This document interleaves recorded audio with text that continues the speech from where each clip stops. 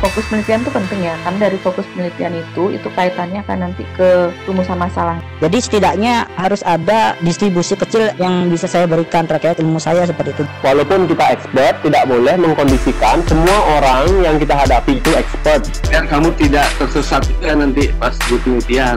Jadi pada intinya proposal Rizky ini layak untuk diteruskan. Selamat untuk Rizky.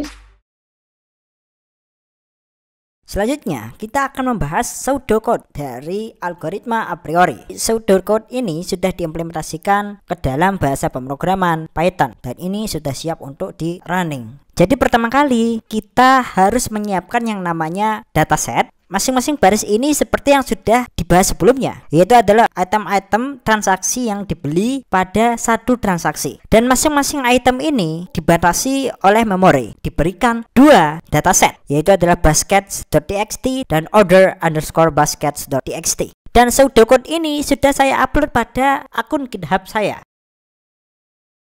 Kita akan mulai membahasnya. Jadi yang pertama kali di sini kita setting threshold yang kita inginkan. Saya inginkan thresholdnya itu adalah 50. Jadi inilah syarat agar item setnya itu dikatakan sebagai frequent. Pada baris selanjutnya membaca data. Dan fungsi ini digunakan untuk melakukan perhitungan terhadap kumpulan-kumpulan item pada item set. Kemudian pada baris yang ini kita akan membaca semua baris yang ada pada file txt. Nah, tapi pada kasus ini itu dikatakan sebagai tidak efisien ya. Pada baris selanjutnya di sini kita lakukan split ke alamat-alamat memori tertentu dan kita akan mengambil masing-masing item. Untuk selanjutnya kita tingkatkan counts-nya ditambah 1 ya. Nah, tetapi jika datanya itu tidak ditemukan, maka akan dihitung sebagai 0. Nah, setelah kita mendapatkan semua counts sebagai kandidat item, selanjutnya kita akan melakukan filter apakah itu termasuk sebagai frequent item atau tidak. Jadi di sini kita memiliki yang namanya set dari frequent item. Jika kandidat itu dinyatakan sebagai lebih dari atau sama dengan threshold yang telah kita tentukan, maka bisa dinyatakan bahwa kandidat itu adalah frequent. Di sini tidak ada diberlakukan yang namanya pengecekan untuk melihat atau memfilter tiap item yang ada. Tetapi di sini kita langsung memberlakukan yang namanya counting atau menghitung setiap item yang ada pada kandidat. Nah, sekarang kita akan berpindah ke eksekusi yang kedua dari pseudocode program ini. Jadi di sini akan diberlakukan untuk mencocokkan masing-masing kandidat. Nah, seperti yang sudah dibahas sebelumnya, di sini saya menambahkan line split lagi ya untuk menambahkan alamat memori dalam penampungan data. Di tahap selanjutnya, di sini saya akan melakukan iterasi pada list item dengan 2 pointer. Jika item yang pertama ini tidak terdapat atau tidak terdaftar ke dalam frequent item set, di mana item itu tidak terdaftar sebagai frequent item, maka di sini kita akan lakukan perpindahan. Nah, kita kembali ke daftar item. Oke, coba di sini kita akan lakukan percobaan ya untuk memberikan contoh terhadap pseudocode yang dijalankan tadi. Di sini misalkan jika toothbrush ini tidak dikatakan sebagai frequent item, maka kita akan melakukan pemindahan terhadap toothbrush ini karena kita tahu bahwa keseluruhan dari hubungan semua item set yang mengandung toothbrush tidak akan bisa menjadi frequent alias infrequent semua, dan itu tidak kita perlukan untuk perhitungan pada iterasi yang selanjutnya, sehingga kita akan berpindah langsung ke bir dan kita katakan bahwa bir ini itu adalah frequent item set. Maka selanjutnya yang akan dilakukan program adalah program akan tetap membaca bir dan kemudian item berikutnya yang dipertimbangkan ke dalam frequent item itu misalkan toothpaste, dan jika tidak maka pointer yang bertugas pada program ini akan berpindah ke bread dan seterusnya. Dan inilah yang dikatakan pada pseudocode program ini. Jika item yang pertama itu dikatakan sebagai tidak frequent, maka item tersebut akan dipindahkan ke array sebagai indeks yang pertama. Namun jika item ini kita temukan sebagai frequent item, maka kita buat sebagai indeks yang kedua ke dalam list kita ya. Nah, sekarang kita akan melakukan cek terhadap apakah item yang kedua ini adalah itemnya frequent. Jika item ini ditemukan sebagai tidak frequent, maka itu akan dipindahkan ke array yang selanjutnya dan akan dipertimbangkan sebagai possible item. Dan jika kita temukan item yang kedua ini sebagai item yang frequent, maka itu akan masuk ke fungsi pair ini dan akan dikeluarkan dari item yang kedua tadi tadi. Di sini saya tuliskan sebuah fungsi normalize group, di mana perbedaan-perbedaan misalkan AB dengan BA itu dinyatakan sebagai kesamaan ya pada fungsi normalisasi ini. Dan bagaimana sistem kerja dari normalize group ini? Kita akan berpindah ke tahap yang berikutnya. Ya, jadi di sini dilakukan yang namanya sorting, passing sebuah string untuk mendefine item-item normalisasi tadi ya. Dan akhirnya kita akan mendapatkan normalize group ini, di mana di situ berisi item-item yang sudah diterjemahkan sebagai string yang bersesuaian ya. Misalkan AB dengan BA tadi itu adalah satu kesamaan, maka itu akan dimasukkan ke pair ini sebagai kunci kesamaannya. Dan selanjutnya kita akan melakukan increase count dari kecocokan yang tadi untuk menempatkan kesamaan-kesamaan item yang lainnya sebagai kandidat item yang selanjutnya. Dan jika kita lihat pada baris program ini,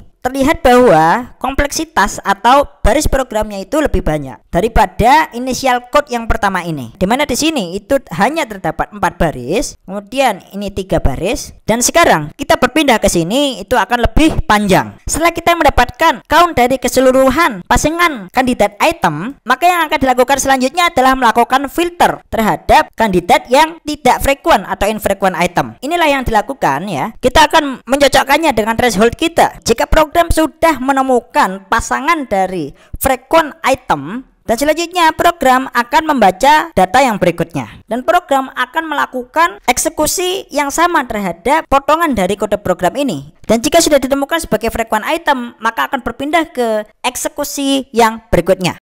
Sekilas pseudocode program ini terlihat rumit, tetapi jika kita perhatikan ini secara rinci dan kemudian pertimbangkan terhadap keuntungan yang bisa kita dapat untuk mendapatkan filter dari possible kandidat item ya dengan 3 pasangan, di mana pseudocode program ini akan melakukan banyak sekali filter terhadap 3 pasangan, sehingga keuntungannya di sini itu akan mempercepat proses dari running program. Oke, mari kita selami ini satu persatu, di mana yang pertama kali yang dilakukan adalah melihat line untuk kemudian dilakukan split ke memori. Diawali dengan pergerakan pointer yang pertama, dan masing-masing step program akan melakukan filter. Apakah item ini termasuk sebagai item yang frequent atau tidak? Dan jika item itu dikatakan sebagai tidak frequent, maka itu akan dipindahkan ke array. Dan kemudian kita akan berpindah ke indeks yang kedua. Misalkan di sini pointer akan berpindah ke bir, dan selanjutnya akan melihat toothpaste, bread, kemudian cola, dan akan melakukan filter terhadap kesemua itu. Dan jika itu adalah frequent, maka akan berlanjut ke step berikutnya. Nah, di sini saya akan jelaskan apa yang dimaksud sebagai continue di sini, di mana itu akan terus dilakukan looping ya. Jadi looping ini akan continue seperti itu artinya. Di mana jika tidak termasuk frequent item, maka statement continue ini yang akan dieksekusi dan akan melakukan looping terus menerus sampai mendapatkan item yang frequent. Nah, seperti yang dikatakan tadi, jika item yang ditemukan itu adalah frequent, maka akan berpindah ke selanjutnya untuk mempasangkan 2 item sebagai kandidatnya. Dan pada tahap ini program akan melakukan filter kembali. Apakah pasangan dari 2 kandidat item ini termasuk sebagai frequent item set atau tidak? Jika 2 kandidat item ini tidak termasuk frequent item, maka itu tidak bisa dilanjutkan ke 3 kandidat item berikutnya, yaitu turunannya ya. Dan looping pun akan terus berjalan. Oke, jadi kita kembali ke pseudocode program first pair ini. Jika 2 kandidat item ini dikatakan sebagai frequent, maka program akan membentuk turunan yang berikutnya, yaitu adalah mempasangkan 3 kandidat item, dan sehingga program akan menambahkan 3 pointer seperti ini. Maka program akan mempertimbangkan bir, kemudian bread, dan cola sebagai 3 kandidat item, turunan dari 2 kandidat yang sebelumnya. Dan pada kasus ini program sudah mendapatkan 3 kandidat item.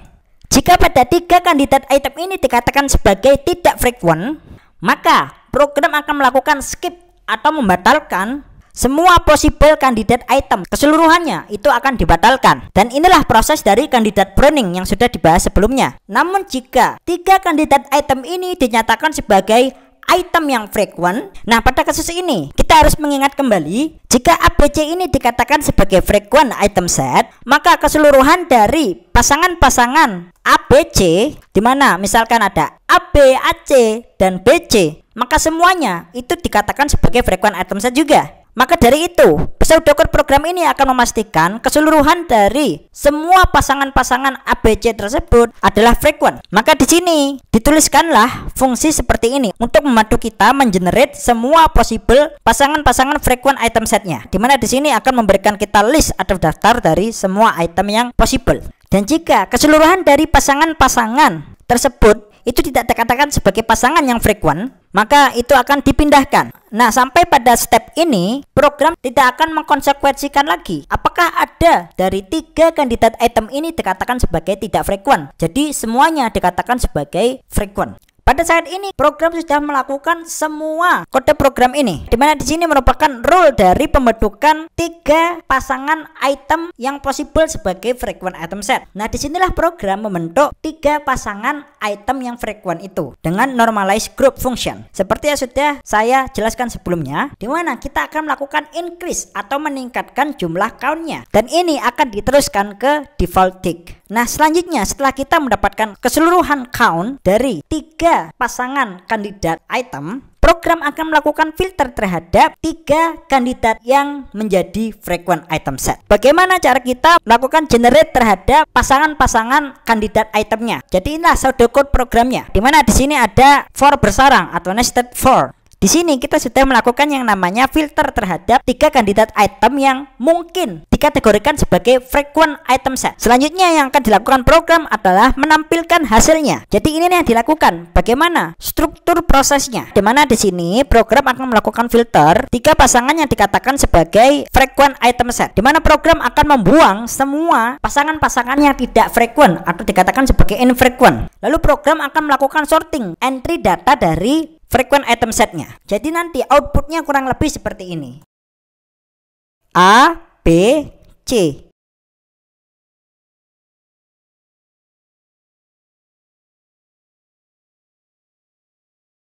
Dan kemudian diikuti oleh count-nya.